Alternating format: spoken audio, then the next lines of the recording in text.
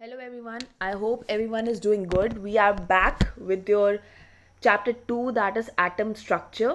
अभी तक हमने अराउंड आपके एटम स्ट्रक्चर्स के बारे में ही पढ़ा. How does the atom look, what it contains, about the neutrons, protons and electrons के बारे में पढ़ा, right? So let's move on further. अब कुछ प्रिंसिपल्स हैं, प्रिंसिपल क्वांटम थ्योरी है, बोहर्स मॉडल है, तो हम उनके बारे में पढ़ेंगे. एंड आइसोटोप्स एंड आइसोबॉर्स जो हमने पिछली बार डिस्कस भी किया था, राइट? तो without wasting time let's start with your chapter that is atom structure part 2. आज ये चैप्टर कंप्लीट कर लेंगे, ठीक है? Okay, let's start. Which of the following is not an isotope of hydrogen? A. Protium, B. Deuterium, C. Tritium और D. Helium. आपको बताना है आइसोटोप का कौन सा, हाइड्रोजन का कौन सा आइसोटोप नहीं है, राइट? तो आपको उसके बारे में बताना है.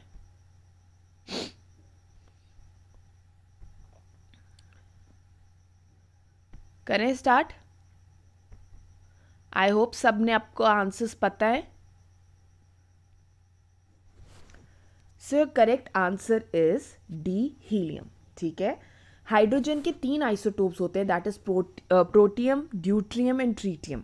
ठीक है, अब जो आइसोटोप होता है, ठीक है, आइसोटोप्स वो होते हैं जिनका सेम एटॉमिक नंबर होता है. क्या होता है?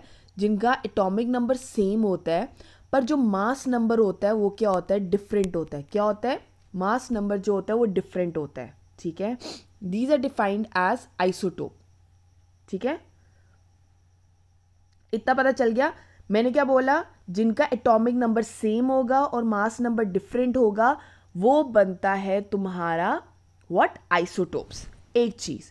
दूसरी चीज, तुम्हें आइसोटोप्स के बारे में इन जनरल ये पता होनी चाहिए कि जो नंबर ऑफ प्रोटॉन्स होते हैं, नंबर ऑफ प्रोटॉन्स और न्यूट्रॉन्स, ठीक है, ये टुगेदर कंबाइन करके बनाते हैं क्या? Atomic mass. क्या बनाते हैं? एटॉमिक मास, और जिसको हम कह सकते हैं मास नंबर. क्या बोल सकते हैं? Mass number.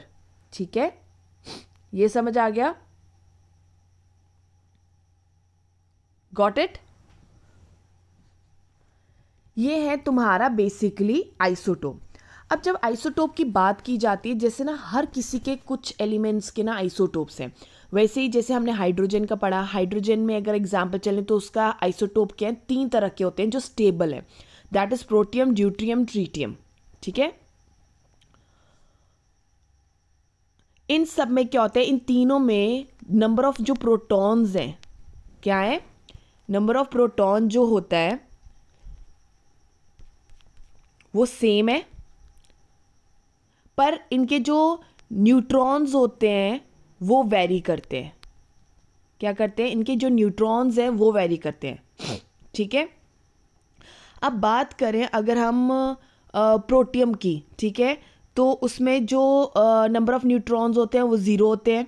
ठीक है, ड्यूट्रियम में न्यूट्रॉन 1 होता है. ठीक है, और जो न्यूट्रॉन्स होते हैं ट्रीटियम में वो 2 होते हैं.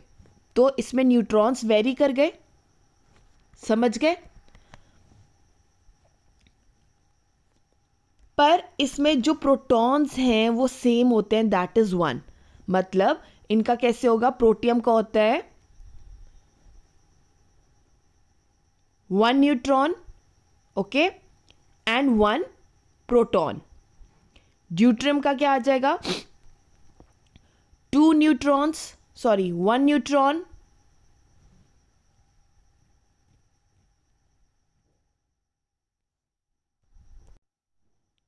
फाइन. तो ये जो ऊपर आपके जो आपको बताया गया है, ठीक है, दैट इज डिफरेंट. ठीक है, प्रोटॉन्स और न्यूट्रॉन्स की बात हो गई. अब हम जब इनको नॉर्मली लिखते हैं, ठीक है, तो बेसिकली जो ऊपर लिखा जाता है, दैट इज ऊपर जो हमारा होगा वो क्या होता है? वो तुम्हारा एटॉमिक मास. ऊपर जो आप लिखते हो एटॉमिक मास लिखते हो. ये जो हो गया तुम्हारा, that is what? Your atomic number जो यूनिक होता है, जो जैसे हाइड्रोजन एलिमेंट का एटॉमिक नंबर जो है वो 1 है, वो यूनिक है, तो नीचे सब जगह हम 1 लिखेंगे for protium, deuterium and tritium, ठीक है। पर इनका जो एटॉमिक मास है वो डाइफर करता है, ठीक है, तो वो क्या है, दैट इज 1, 2 एंड 3। फाइन, समझ गए। वैसे कार्बन का भी दिया जाता है, ठीक है। अब कार्बन की 3 आइसोटॉपिक फॉर्म्स होती हैं, 12, 13 एंड 14, ठीक है ना।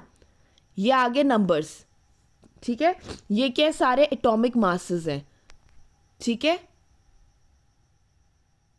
तो ये भी डिफरेंट है इसके एटॉमिक मासेस, पर जो एटॉमिक नंबर होगा वो सेम होगा for all the carbons.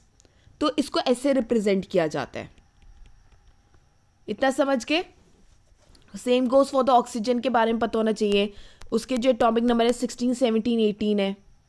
Uranium के जो है 235 एंड 238 है, ठीक है। ऐसे कुछ चीज़ें जिनके बारे में आपको आइसोटॉपिक फॉर्म्स पता होनी चाहिए, ठीक है।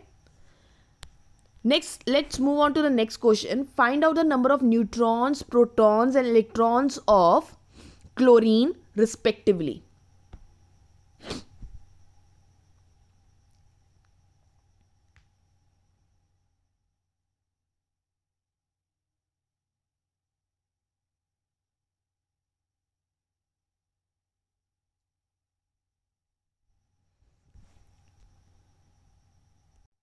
Fine. अब हम क्लोरीन को देखेंगे तो हमें निकालना है कि न्यूट्रॉन्स, प्रोटॉन्स और इलेक्ट्रॉन्स कितने हैं। अगर हम क्लोरीन को देखें तो ऊपर ही आपका दिया क्या हुआ है, नंबर ऑफ प्रोटॉन्स दिए हुए हैं, आपको दिए हुए हैं number of protons, that is sorry chlorine दिया हुआ है,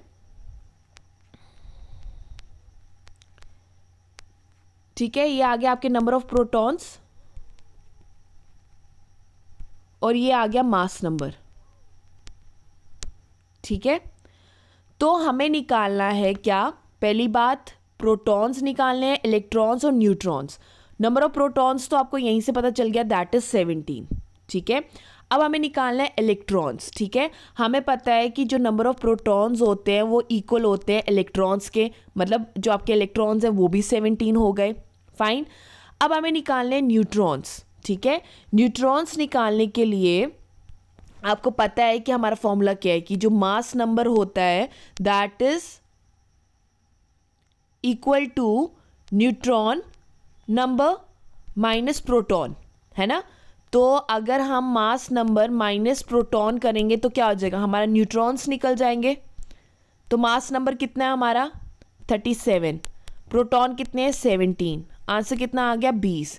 तो हमारा आ गया C, that is 20, 17 and 17। C is your correct answer. Fine, चले next. Pick out the isobar of argon, ठीक है। So you have to tell me कि आइसोबार आर्गन का कौन सा है, मैग्नीशियम है, आयरन है, पोटेशियम है या निकल है। So what is your correct answer? Your correct answer is C, potassium. तो आइसोबार क्या होते हैं, आइसोबार वो स्पीशीज होती है एलिमेंट की जिनका जो मास नंबर होता है सेम होता है, ठीक है, पर एटॉमिक नंबर जो होगा दैट इज डिफरेंट। मतलब ये जो 18 है ये डिफरेंट होना चाहिए, पर जो ऊपर मास नंबर है 40 वो सेम होता है। So it matches with the potassium, ठीक है, जिसका दोनों का 40-40 मास नंबर है, पर जो एटॉमिक नंबर है that is different, 18 and 19। So C is your correct answer. Fine, next. What is the wavelength for the visible region in electromagnetic radiation? 400 to 750 nm, 400 to 70 millimeter, 400 to 750 micrometer, 400 to 750 pm.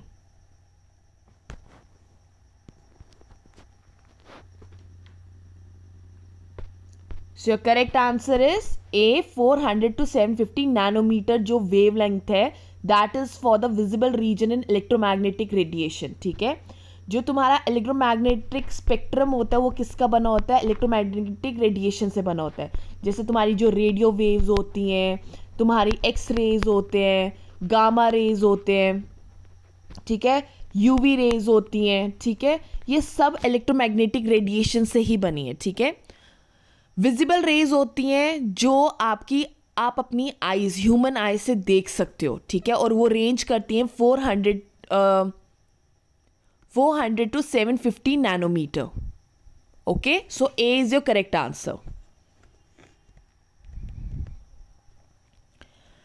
Calculate the frequency of the wave whose wavelength is 10 nanometer. आपको frequency निकालनी है, ठीक है, frequency निकालनी है wave की। अगर आपको वेवलेंथ दी हुई है दैट इज 10 नैनोमीटर, ठीक है। अगर आप वेवलेंथ की बात करो, ठीक है, अब आपको जो वेवलेंथ दी हुई है दैट इज 10 नैनोमीटर, ठीक है। अब हमें फ्रीक्वेंसी निकालनी है, ये क्वेश्चन मार्क है। अब फ्रीक्वेंसी निकालने के लिए फॉर्मूला हम क्या यूज़ कर सकते हैं, जो स्पीड होती है वेव की, जिसको हम v से डोनेट करेंगे, upon wavelength, that is lambda, ठीक है। अब हमें पता है जो स्पीड होती है लाइट की, अगर हम स्पीड जाएंगे लाइट की तो वो कितनी होती है वैक्यूम में, दैट इज 3 × 10⁸ मीटर पर सेकेंड, है ना। पहली बात, हमें कन्वर्ट करना है वेवलेंथ को नैनोमीटर से मीटर में। तो हमें पता है 1 नैनोमीटर क्या होता है, इज इक्वल टू 1 × 10⁻⁹ मीटर। कर दिया। वेवलेंथ क्या बोला हमने, वेवलेंथ क्या होगी, 10 नैनोमीटर थी, अब क्या होगी 10 × 10⁻⁹ मीटर। अगर इसको काटेंगे तो then what will get 10⁻⁸ metre. अब सिंपली आपको सब्सटीट्यूट करने हैं अपनी वैल्यूज, ठीक है। तो फ्रीक्वेंसी निकालने के लिए क्या आ जाएगा आपका formula, frequency equals to speed of the wave, that is 3 × 10⁸ metre पर second upon 10⁻⁸. Okay, so this expression gives you what, 3 × 10⁻16 hertz आ गया आपका आंसर। ओके,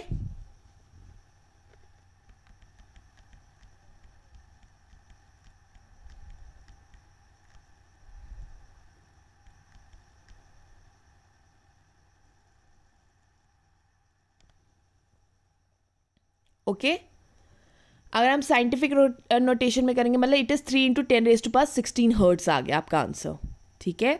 तो होल नंबर हम डाउन करेंगे फ्रीक्वेंसी को नियरेस्ट होल नंबर से, so it will be 3 only, so you will get a B 3 hertz आपका answer आएगा। We are not taking it into 10⁻16, we are just taking the nearest whole number. Okay, so what is your correct answer, your correct answer is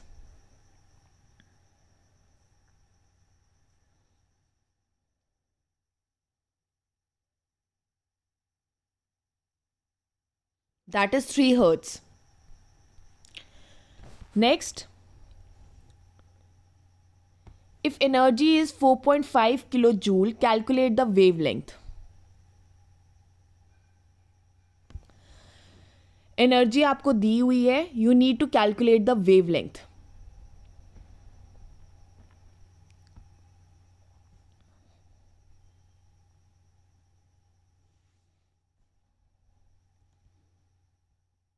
ठीक है, तो आपको formula पता होना चाहिए energy, और आपको वेवलेंथ निकालनी है ये भी पता होना चाहिए। अगर आपने प्लैंक्स क्वांटम थ्योरी पढ़ी होगी, प्लैंक्स क्वांटम थ्योरी क्या कहती है,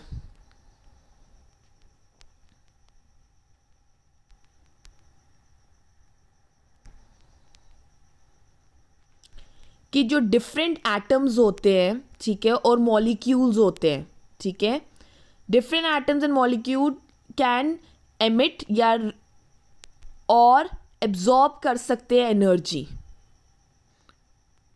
डिस्क्रीट क्वांटिटीज में,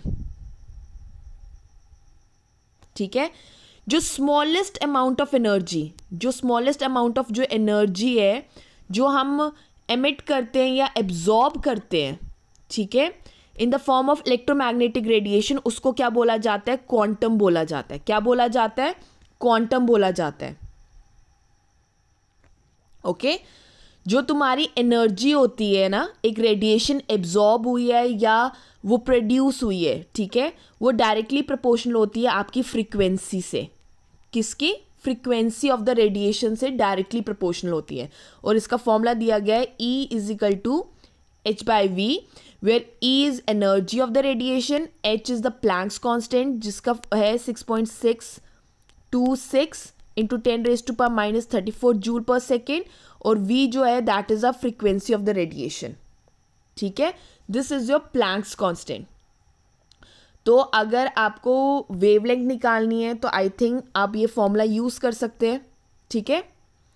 सो E = क्या है? That is H × V, frequency है ना। तो H तो आपका प्लैंक कांस्टेंट है ना, और V जो है वो आपकी फ्रीक्वेंसी है। तो एनर्जी अगर हम लगाएंगे 4.5 किलो जूल आपकी एनर्जी दी हुई है, H आपका है 6.626 into 10⁻⁻34, ठीक है।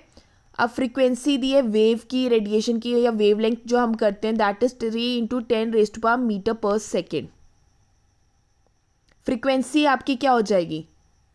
That is speed of the wave upon wavelength, है ना। तो वेवलेंथ क्या आ जाएगा? दैट इज, जब आप इसको कैलकुलेट करेंगे तो आपका आंसर आएगा 4.42 into 10⁻⁻29 metre. That is A is your correct answer. पहले आप प्लैंक्स क्वांटम थ्योरी लगाएंगे, वहां पे H और V आपने लगा दिया, ठीक है। H की वैल्यू डाल दी, एनर्जी, आपकी फ्रीक्वेंसी क्या होती है? That is speed of the wave upon wavelength, है ना। तो speed of the wave upon wavelength करके आपको वेवलेंथ सीधा निकालना है और वैल्यूज आप इधर उधर करेंगे, सो you'll get your A correct answer, ठीक है। चलें next. Bohr's model could not explain the ability of atoms to form molecules by A. attraction, B. physical bonds, C. chemical bonds और D. polarity.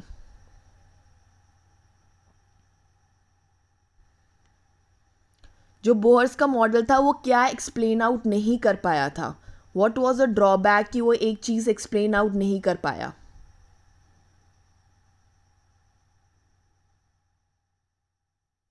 So he could not explain, that is C, the chemical bond, वो explain नहीं कर पाया था, ठीक है। तो वो ये एक चीज है विच दे कुडंट एक्सप्लेन, ठीक है। जो नील बोर था ना, उसने अपना एक मॉडल रखा एटम का एयर इन द ईयर 1950 में, और ये वाइडली यूज्ड एटॉमिक मॉडल है। फाइन। नाउ ये बेस थी प्लैंक्स की थ्योरी ऑफ क्वांटाइजेशन पे। उसका कहना था, पहला पॉइंट, जो इलेक्ट्रॉन्स होते हैं एटम के अंदर, ठीक है, वो प्लेस्ड होते हैं डिस्क्रीट ऑर्बिट्स में, ठीक है, जिनको क्या बोला जाता है? स्टेशनरी ऑर्बिट्स बोला जाता है। पहली चीज उसने ये बोली। दूसरी चीज उसने बोली, जो एनर्जी लेवल्स होते हैं वो हम कैसे उसको रिप्रेजेंट कर सकते हैं? बाय अ क्वांटम नंबर, ठीक है। तीसरी चीज हो गई, जो इलेक्ट्रॉन्स हैं वो हायर लेवल पे जंप कर सकते हैं बाय एब्जॉर्बिंग एनर्जी, और दोबारा लोअर एनर्जी पे भी आ सकते हैं बाय रिमूविंग द एनर्जी, ठीक है। तीसरा पॉइंट ये हो गया। जब तक इलेक्ट्रॉन्स स्टेशनरी है तो वो ना मूव कर सकते हैं, ना वो एब्जॉर्ब हो सकते हैं, ना ही वो एमिट हो सकते हैं, ठीक है। ये हो गया। नेक्स्ट पॉइंट था कि जो इलेक्ट्रॉन्स हैं वो रिवॉल्व करते हैं around the nucleus in the stationary orbits, ठीक है। ये उसका क्या था? पोस्टुलेट्स थे, ये आपको पता होने चाहिए।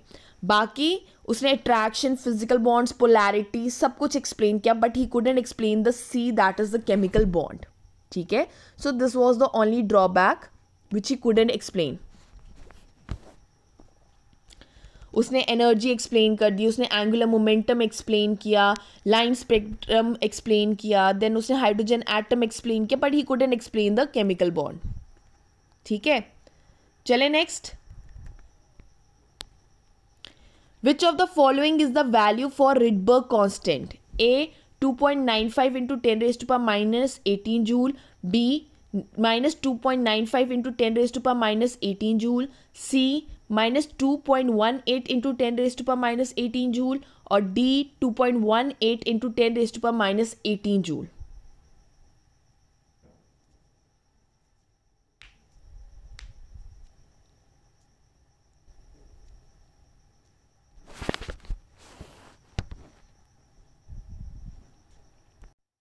Okay, so the correct answer is C minus 2.18 into 10 raised to power 18 joule. Okay, this is said as कि जो एनर्जी होती है of the nth orbit, energy of जो nth ऑर्बिट है हाइड्रोजन एटम में, ठीक है, वो गिवन होता है by the formula En is equals to minus RH by n square, जहाँ पे तुम्हारा जो E है, वेयर एज जो एनर्जी होती है nth ऑर्बिट एंड RH क्या है, तुम्हारा रिडबर्ग कांस्टेंट है। Okay, so this is the formula of this. Next, who found out about the dual behavior of the matter? A. de Broglie, B. Bohr, C. Rutherford or D. Thomson?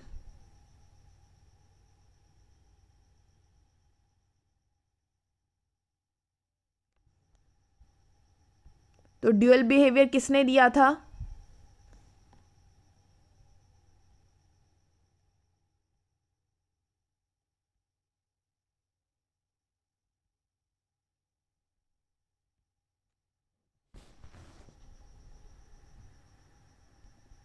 Okay, so it was given by A. de Broglie। ठीक है, D ब्रूगली ने ये conclude किया था, since जो nature है, ठीक है, वो सिमेट्रिकल है, ठीक है, तो उसका कहना था तो लाइट जो है और कोई भी वेव होगी वो भी सिमेट्रिकल ही है। फाइन, तो उसने ये एक्सप्लेन आउट किया था। और इन अनदर टर्म्स ये जो डी ब्रूगली था उसने कहा कि जो पार्टिकल्स होते हैं और वेव लाइक नेचर, ठीक है, ये दोनों जो होते हैं मैटर में प्रेजेंट होते हैं, मतलब वेव लाइक नेचर भी प्रेजेंट होता है और पार्टिकल नेचर भी होता है। मतलब कि जो फोटॉन्स होते हैं, इलेक्ट्रॉन्स, ठीक है, इनका भी सेम मोमेंटम होना चाहिए और वेवलेंथ होनी चाहिए। Okay, so A is your correct answer. Next, the principal quantum number describes A energy and size of the orbit, B shape of the orbital, C spatial orientation of the orbital, or D the spin of the electron?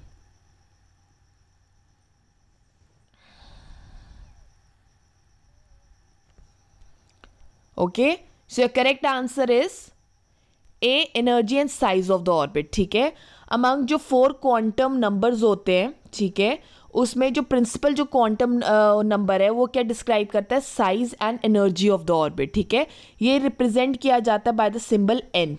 ठीक है, और इसके shells होते हैं that is KLMNO, और n इज given by the number 1 2 3 4 and 5।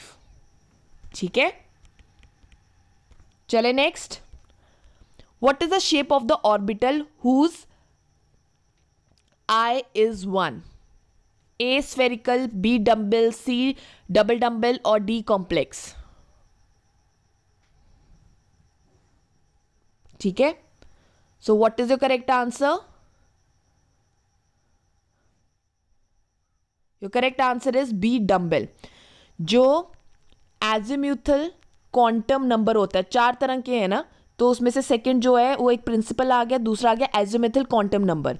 इसको हम डोनेट करते हैं आई से, ठीक है, जहाँ पे आई क्या हो सकता है 0, 1, 2 या 3 हो सकता है। और ये क्या होते हैं, ये होते हैं एस ऑर्बिटल, डी ऑर्बिटल,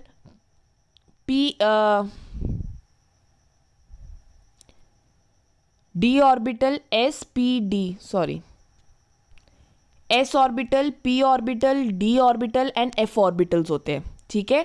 जो एस ऑर्बिटल होता है वो स्फेरिकल होता है, पी ऑर्बिटल जो होता है वो डम्बल होता है, डी डबल डम्बल होता है, और जो एफ होता है that is complex.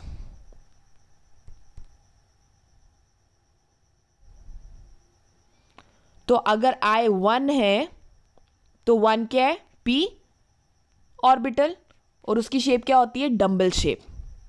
So B is your correct answer. Fine, चले next. What is the magnetic quantum number of the orbital 2pz? A 1, B plus और -1, C -1 और D 0। ठीक है, जो मैग्नेटिक क्वांटम नंबर होता है ऑर्बिटल का वो रेंज किससे करता है, -i-1 टू i-1, और इसका सिंबल हम कैसे देते हैं, बाय m, ठीक है।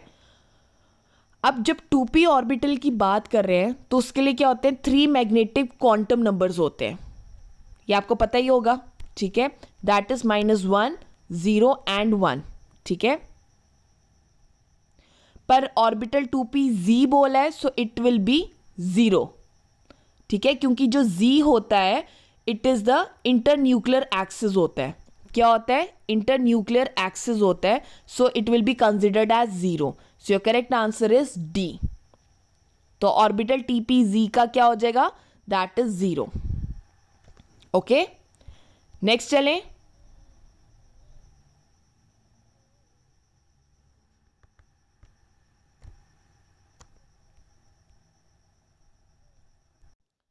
आपको बताना है which set of the quantum number is not valid, इनमें से कौन सा वैलिड नहीं है।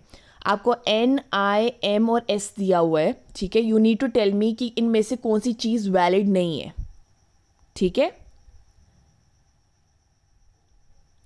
N5 दी है, देन I2 दी है, देन 0.5, देन N1 दी है, then 2, 0.5, 5, 3, 2.5, 5, 2, 0 and -1/2।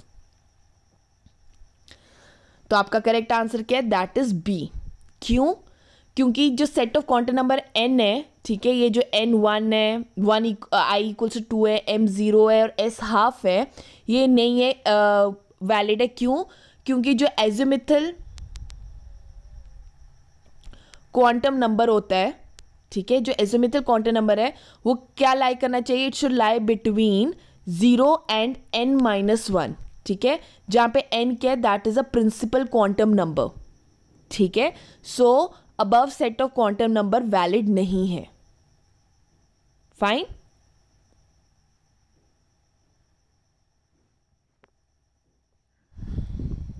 So B is not the correct one. Okay, चले नेक्स्ट। नेक्स्ट है according to aufbau principle which of the following orbital should be filled first, A 5d, B 4p, C 3p और D 2s। ऑफबो principal क्या कहता है,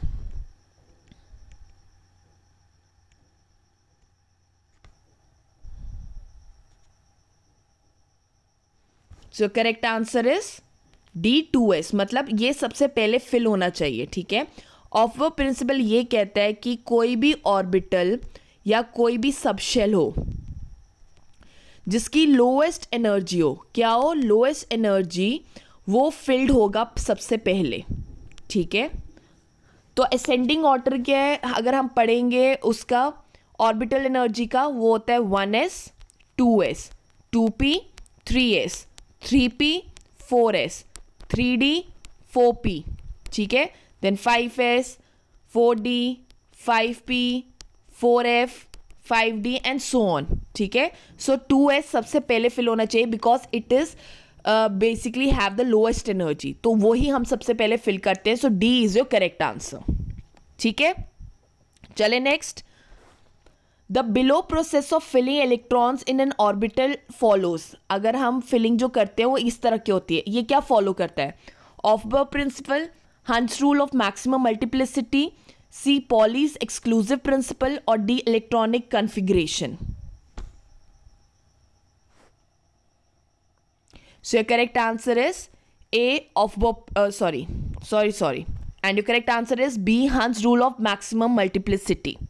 ठीक है, इसमें क्या होता है, जो पेयरिंग होती है ना इलेक्ट्रॉन्स की, ठीक है, उसको हम स्टार्ट नहीं कर सकते अनटिल हर एक ऑर्बिटल वो सिंगली ऑक्यूपाई नहीं हो जाता. समझ रही है? तब तक नहीं करना है जब तक हर एक जो आपका ऑर्बिटल है वो सिंगली ऑक्यूपाई नहीं हो जाए, आप उसके पेयर्स नहीं बना सकते हो. ठीक है, रीज़न क्या है? जो आपके हाफ फिल्ड होते हैं या फुल्ली फिल्ड होते हैं, ठीक है, ये ज़्यादा स्टेबल होते हैं. क्या होते हैं? ये ज़्यादा स्टेबल होते हैं कंपैरेटिवली दूसरी चीज़ों के. तो ये जो आपके हाफ फिल्ड हैं या ये फुली फिल्ड होंगे, तो ये ज़्यादा स्टेबल होते हैं. अगर मैं इसी वक्त कर लेती, अगर मैं यहाँ पे रख देती, तो दे आर अनस्टेबल. तो हंस रूल ये कहता है द पेयर ऑफ हम नहीं कर सकते, पहले उसको सिंगली ऑक्यूपाई करना पड़ेगा. क्या करना है? पहले वो सिंगली ऑक्यूपाई होगा, देन उसके बाद पेयरिंग की जाती है. So it follows the Hund's rule of maximum multiplicity. Okay, so your correct answer is B. Fine.